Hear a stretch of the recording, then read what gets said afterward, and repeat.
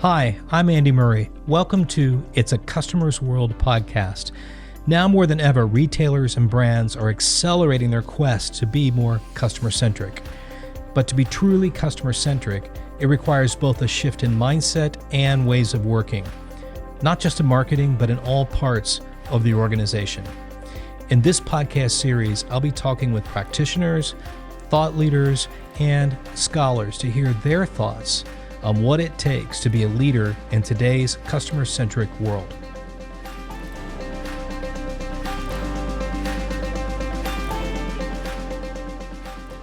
On this episode, I have with me Rishad Tobaccowala. Rishad is a senior advisor to the Publicis Groupe, the world's third largest communication network, where he served most recently as its chief growth officer and chief strategist. He has 4 decades of marketing experience across several industries, with an emphasis on next-generation marketing, enabled by new technologies and changing expectations of people. He was named by BusinessWeek as one of the top business leaders for his pioneering innovation, and Time magazine dubbed him one of 5 marketing innovators. He is also the author of Restoring the Soul of Business, Staying Human in the Age of Data.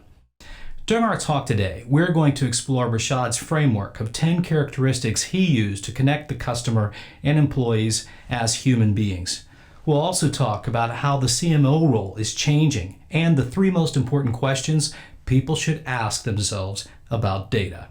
With me and on this podcast, we get to talk to several thought leaders and different executives around this emerging world of customer-centric leadership. And you're at the top of the list in my book for a person that has seen quite a bit of change in the industry and is thinking 2 and 3 steps out of where the future is going. So maybe we just start with the basics of when you hear those words, customer-centric organization or leadership, and what does that phrase mean to you in your experience out in seeing different industries? Perfect. First of all, thank you for having me. It's a privilege being on here. So whenever I think of the word customer, the first thing I basically say is let's suppress the word.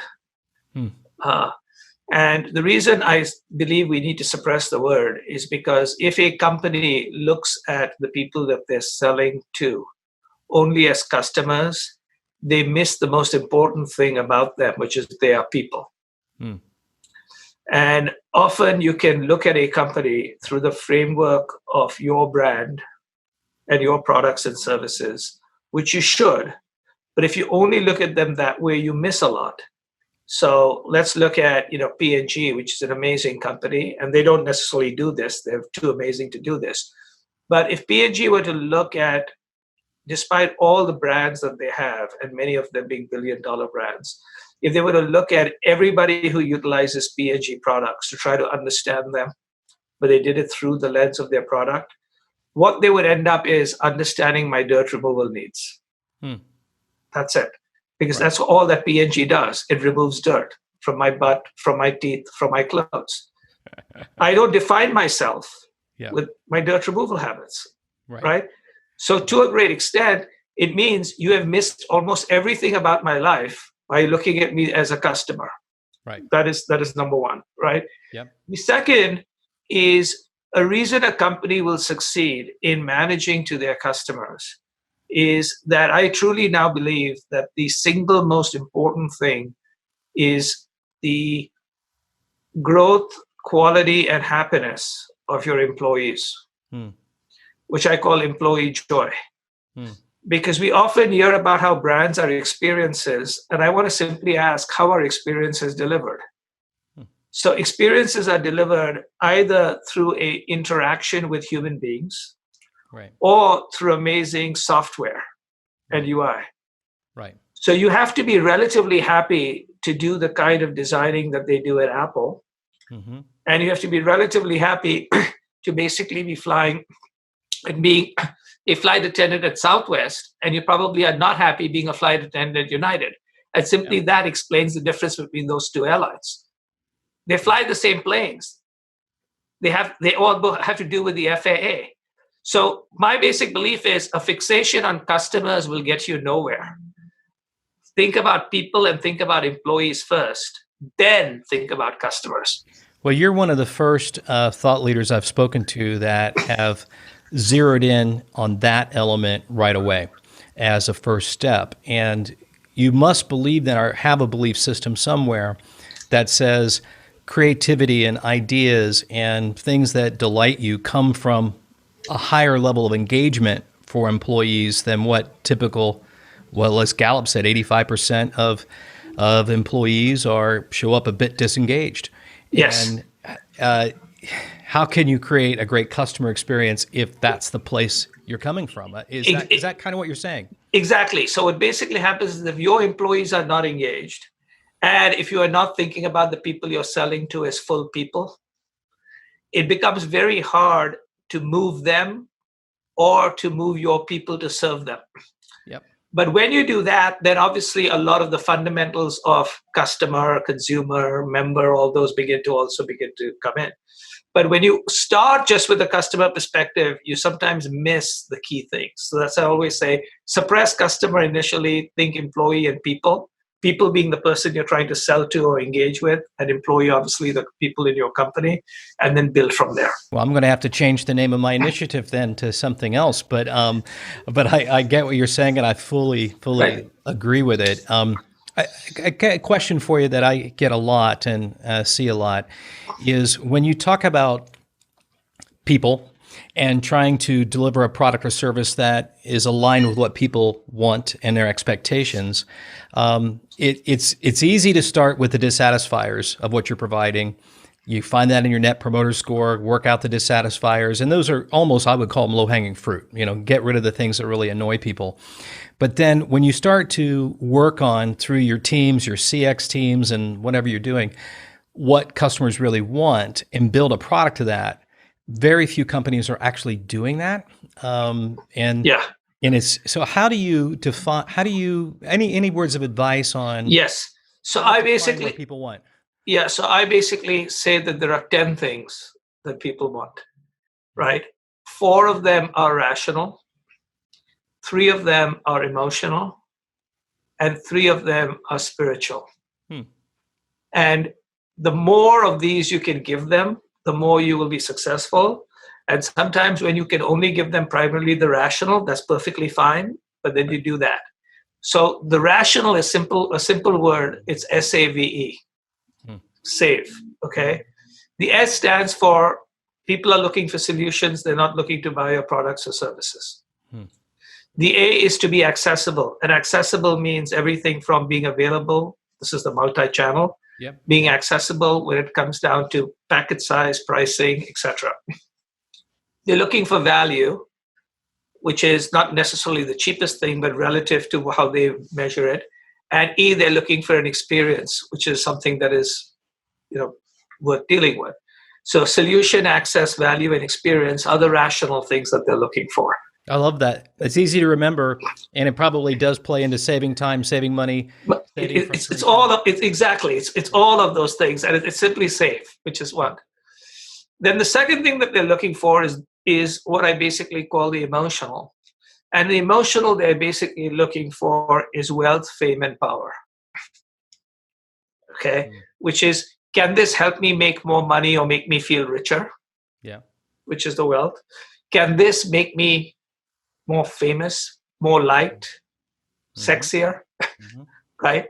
And power is, does this give me, like I'm the big kid on the block or whatever? Right? That's the emotional. And there are lots of products that feed to money, fame, right? The last thing that they basically need, which is sometimes the hardest to get to, is purpose, connection, and growth. Which is, purpose is to find meaning, and if how their products and services help them find meaning, which is purpose, right? Yeah. They obviously are looking for connection. Do they feel connected to the company? Do they feel connected to other people? Yep. Human beings are connected, right? So this connected. And then the final one is growth. Can they grow as people? Can they grow? That's right. So those are the 10 characteristics. And the reason I explain that way is when you have someone working in your company, forget the customer, say someone who's an employee in your company. And this works exactly the same, whether it's an employee or someone you're selling to. So I've come up with a model that works regardless of, as long as the person on the other side is a human being. It doesn't work with a bot or a machine, right? But as long as it's a human being, it works. And as a employee, I might basically be working at a company doing solutions, access, value, experience. But I basically want good salary. I want to be recognized in my company, and I want autonomy. Yeah. And those are money, fame, and power. Yeah. Right? And I want to feel connected to my boss, to my colleagues. So that's a form of connection. Mm-hmm. I want to be happy and glad about the company I'm working in. Mm-hmm. That's purpose. And I want to continue to grow my salary, grow my skill sets, grow my network. And it's that simple. I brought it down to those 10 words, working both sides in English. Yeah, exactly.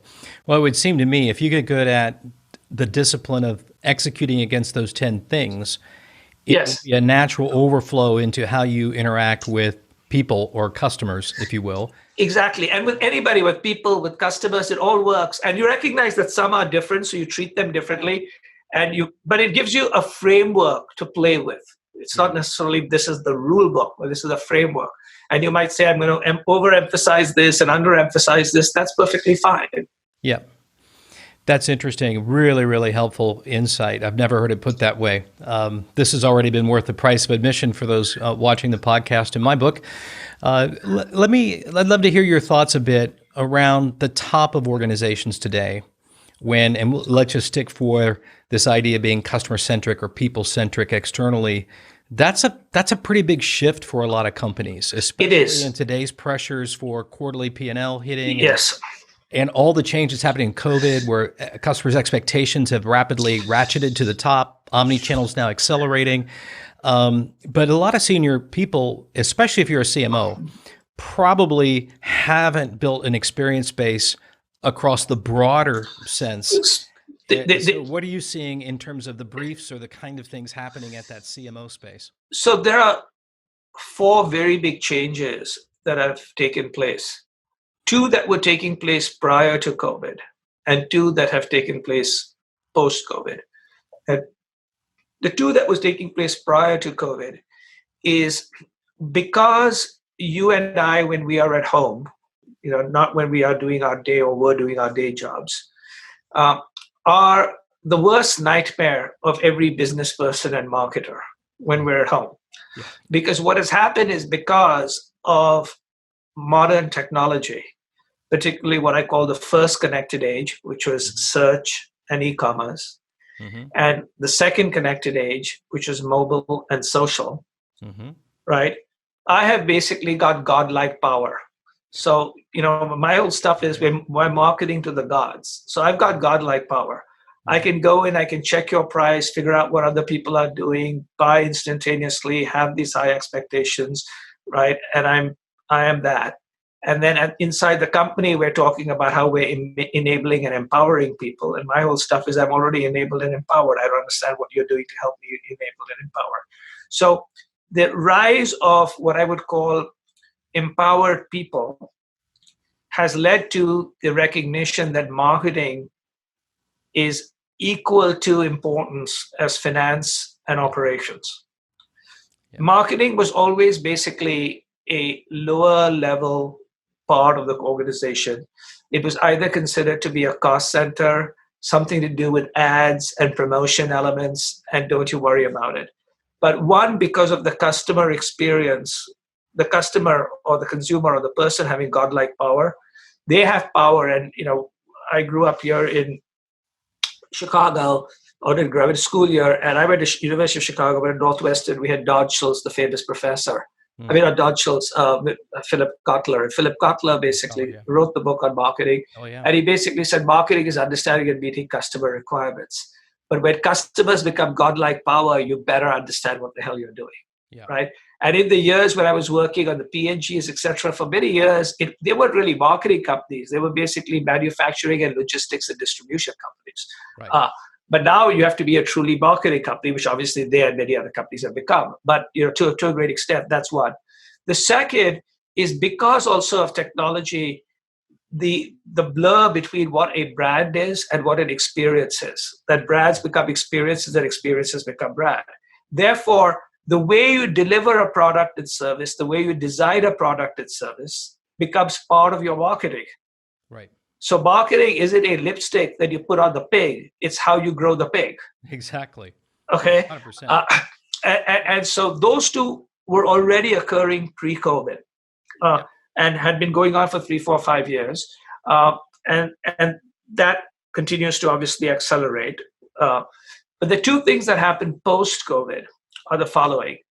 The first is a recognition that change was not as difficult as it looked. That change was a mental construct. As I often tell younger people now who basically say, my bosses don't get it, I said, your bosses did not get it in December 2019. I can assure you that your bosses get it in September 2020, right? The biggest change that I've basically seen is how every senior person has been zoomed into the future. Yep. Right? They have been forced to rethink things in every way, how they run a company, how much they rely on certain people. Why do they have all these people who basically manage their meetings? There's this entire mindset, which is the senior people in companies are rewiring their minds. Now, they're still in the process where the old wiring has fallen apart and they don't exactly know how they're rewiring, but they're rewiring. Well, right? to your point, I think a lot of what's happening too is there was a culling of objectives at the senior level that to them, it's pretty easy to do 8 objectives. What's wrong with 8? Got down to some very focused 1 or 2. It's very focused. Yes. So nothing concentrates the mind like a combination of I got to survive it, I'm running out of money. Or by the way, my business model doesn't make any sense. Or by the way, my entire industry shut down. Yeah. So now what do I do? Exactly. So that has become a very big thing. And then the last one, which ties into the first one, is the increasing belief now that you have to combine data and humanity. You have to combine art and science. There had started to be a tilt on running the business through the science and the numbers and numerics. Yep. Right? And a line I often now tell our C-level executives is data is like electricity. You can't do without it. But tell me which companies differentiate themselves on electricity. Exactly. Okay. And so because we're going between the steam age and the electric age, we get very excited. But eventually, outside obviously of a few companies, very few people will have so much data and special data that it differentiates them, right? Without data, you won't be able to compete. But data alone is not the way you're going to compete. No. And so similarly, technology is an important input, but so are people. So how do you combine art and science? Yeah. Which is one of the reasons, for instance, my book has done really well because it's how do you marry the story and the spreadsheet. Oh, I call it restoring the soul of human business, restoring the soul of business, staying human in an age of data, right? Which is how do you combine the two? And so a lot of C-level executives, a lot of young people say, wait, you have an advanced degree in mathematics. You have an MBA in finance from the University of Chicago, right? You've led a lot of digital and data initiatives, and you're talking about the two being important together. I said, yes, because if you get all data-driven, you end up with Wells Fargo. You open up fake accounts, right? If you basically get all vision and story-driven, you end up with WeWork. Yeah, it's interesting, Rishad, that I think, and I'd love to hear your perspective on this, but it feels to me like there's been a bit of an overselling on the delivery of what data science and customer data warehouses actually deliver. And there's loads and loads of people jumping on that investment in that tech stack and transformation of that space. But what I've been finding is that the things that really drive behavior is a bit still underneath those data lakes that live in the humanities. It does. And a very simple question that I would ask your listeners to ask themselves are these 3 simple questions. Question number 1, do you or do you not agree that we choose with our hearts and we use numbers to justify what we just did? Okay, number 1. Number 2, out of your last 10 decisions, tell me which ones were primarily made on gut, instinct, and emotion, and which were made on data. Mm-hmm. Most of life's decisions are not made on data, because if they were that way, none of us would have been born because our parents would have computed the pain and cost of bringing up kids, and they said it doesn't compute. That's right. Okay. That's So right. anything worthwhile in life actually is not data driven. No, and probably can't even be measured. How much do you love your child? Right. How are you going to Third is if you believe it's going to be primarily data, then you are going to be out of a job within 3 to 5 years as AI gets better and better. Good point. Right. There. So it's how do you work with the machine, not against the machine, or become just the machine, because then you have no job. Well, so when I ask those 3 questions, everything becomes very, very different. You don't make decisions that way. The most important decisions aren't that. And if that's the way decisions, you're going to lose your job. So will you stop worshiping at the altar of data? Yeah, 100%. And quite honestly, whatever data you had that's past 2 years old at this point, given what's just happened. It is. In fact, what I basically call is data lakes are swarms of outdated dead fish. I'm glad you could be so brave to say that, because I've always wondered what is actually swimming in those data lakes. It sucks. And what happens is, because I know so much about it, I basically say the biggest problem with, and this is the thing which has really opened up the eyes of a lot of C-level executives, because everyone are really smart, but sometimes, you get a little insecure when people talk to you about all these terms that you don't understand. That's right. And then you start not questioning. So I basically, their thing is like, wait a second, this is extremely important, like a lot of other things, but I can't run my company just on that. And I explain to them in English. My stuff is, let me explain to you in English. I'm not going to talk about all these funny words. And I'm just going to try to make it in English so you get the concepts.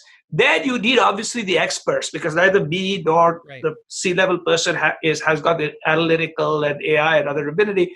But you should have enough to be able to ask the right questions and know whether you're hiring a fool or not. Yes, 100%. And the other thing I would say is use your own experiences sometimes as a gut check, because if Amazon is, not picking on Amazon, but if they are one of the world leaders in being able to use customer data and data science and algorithms and such, if I go do a search in Amazon for a circular saw, 100 data lakes get something dropped in them telling them that I'm a carpenter. Yeah. And I'm not a carpenter. But, right. But eventually you'll be followed by so many carpentry oriented messages. You will want to buy a saw and cut your head off. Maybe they're just trying to convince me, no, you really are a carpenter. You just don't know it yet. And so that's the best of the best of the best, right? Yeah. And so if it is, and that's the key thing. So a lot of it is, so one is that a lot of management has been both zoomed into the future, but the second is they realize it's the humanity. And the part of the reason they see that is, I wrote a piece, which I'll send you, and you can either, if you like it, you can add it to the show notes as a link. I wrote a piece in May called The Great Reinvention.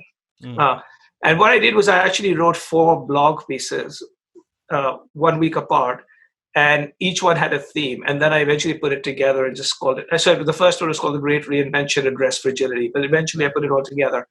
And then I sent it to and then I made it look really good. I hired someone to make it look good, because executives don't read blog posts. So I had to put together a nice Adobe Spark document that they had, so that was, remember, that's accessible. I've got to make myself accessible. So this is the way you want to eat your stuff. I'm going to provide it that way, mash ground, so you can eat it like a baby. So here it is. Okay. But what happens is that is being discussed by at least 6 or 8 boardrooms right now, 6 in the United States and 2 FTSE companies, right? Yeah. Because it was very simple. It was written in English. But what people liked was I basically said, I'm going to try to think about COVID-19, but I'm going to put some thoughts to you. First is, there's no new normal. There's going to be a new strange. Drop the word new normal. Second, this is nothing like SARS, MERS, 9/11, Great Recession. Here's why it's different. And one of the key things is, if you take people all over the world and make them start or stop doing something for 3 to 6 months, their behaviors change. Their mind gets recircuited, which means any plan that you have written December 2019 or earlier has to be revisited and may have to be knocked, right? Right. The other is, we're also entering an age where there's new technology, just like the first and second connected age. We now have AI and 5G and, whole bunches of things like voice and cloud, which means new categories and competitors and consumer needs are being formed. And the mistake that GM and Ford made coming out of the Great Recession is they went back to normal, not recognizing new technologies and new mindsets. And that's when Tesla and Uber were born, right? P&G came back and Gillette and Schick started adding more blades. But because of social media and YouTube, Dollar Shave Club was born. Mm-hmm. Right. So the thing that, so my stuff is you're not restarting your business, you're starting your business. Yep. You're starting your business in the new strange, you're not restarting your business for the new normal. Right. Well, I heard a quote the other day that everybody now is a startup. Is that kind of what you're saying, right? Exactly. You're starting your business and here's how you need to do it. But what eventually happened, why they liked it, is I basically said, here is how business, individuals, and society is fragile. Right. And I called out a lot of things which actually indicated that the Black Lives Matter thing was going to happen. I wrote this in early May, right, which was one. But then I said, but we need eventually resilience. So how does businesses, society, and individuals become resilient? And then I end up with resurrection. How do we get reborn? Mm-hmm. Right. And what they liked was I was using human terms and people, fragility, resurrection, resilience, right? While saying you need to combine this and this. And the biggest thing was, hey, you've reminded us that this is about humans and technology, and we had become technology and data and speed, and we had forgotten the humans. So those are the two big changes, post, which is their minds are been zoomed into the future, and they're also thinking much more from, which is purpose, experiences, all of those kinds of stuff. So in fact, I tell people the new ESG is employee, society, and government, right? And, a company that we both admire, Walmart, would be interested in this, which is look after your employees, which is what they're doing now with the new CEO. Now he's been around for a while, which is number one. Play a role in society, which they've done, and pay your taxes to government, which Amazon does not do. Right. So when you think about it, Amazon doesn't look after its warehouse employees, right? Has some negative and some positive in society and refuses to pay taxes. So for me, the new ESG is don't talk to me about purpose and value. If you're basically not paying taxes, we should provide for healthcare and education, right? Which is number one. You don't look after your employees who are in your warehouses. And there are the downsides of your society. Don't tell me about all your crazy shit. Right. Yeah. You said something I thought was very inspiring, and probably to any senior executive that may not have their head around all the complexity around technology and what technology is going to do. You brought it back to, wait a minute, that's not what this is about. It's about the humanness and things that are deeper than that. That's what senior executives are good at. And don't be frightened by a tech or smoke screened. Absolutely. And often what I remind senior executives is they actually are much better than they think they are. Right. They sometimes became a little insecure. And as a result, they surrounded themselves by a bunch of charlatans and, press releases and stuff like that. And I said, you would not have got here. I've worked with too many smart people to recognize that I'm usually the stupidest person in the room. And which is a smart thing to be aware of. But one of the key things is you guys and gals are really good.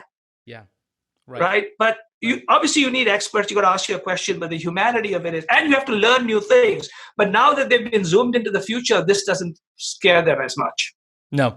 Well, and the future that we're looking at is still going to rock on top of, as a fulcrum, the human condition.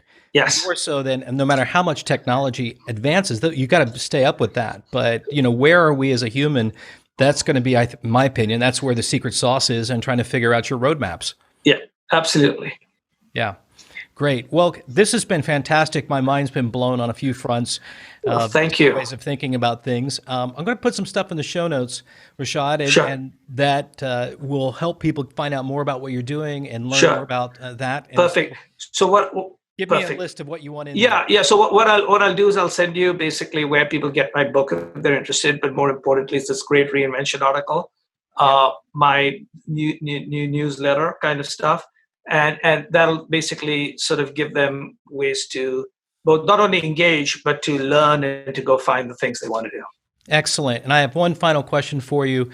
You speak a lot and do a lot with universities, University of Chicago, Northwestern, University of Arkansas is obviously sponsoring this initiative. Any comments to students that are thinking about a career in whether it's customer experience or marketing today? What are the key things you might be telling them to think about?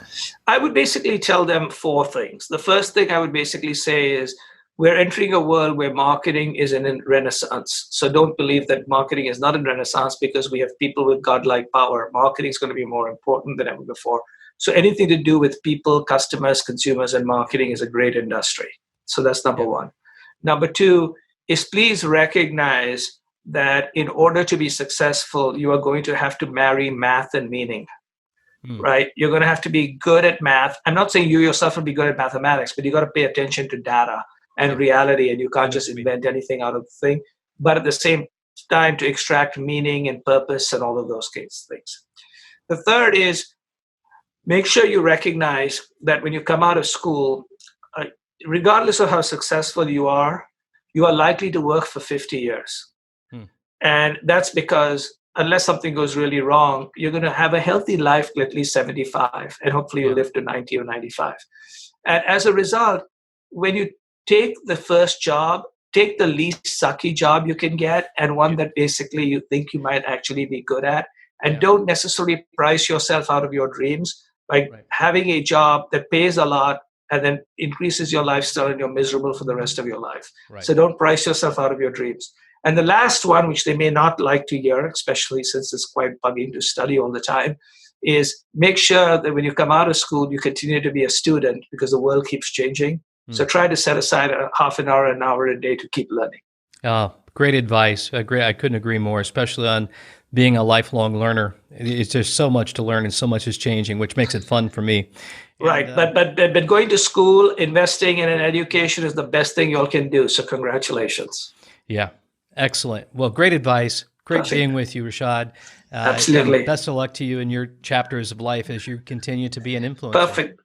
Absolutely. And we will always remain connected. Thank you. Yes. Thank you. You just listened to an amazing conversation with Rishad Tobaccowala. I enjoyed talking to Rishad about the pre and post COVID changes in the CMO role and what 3 questions people should ask themselves about data.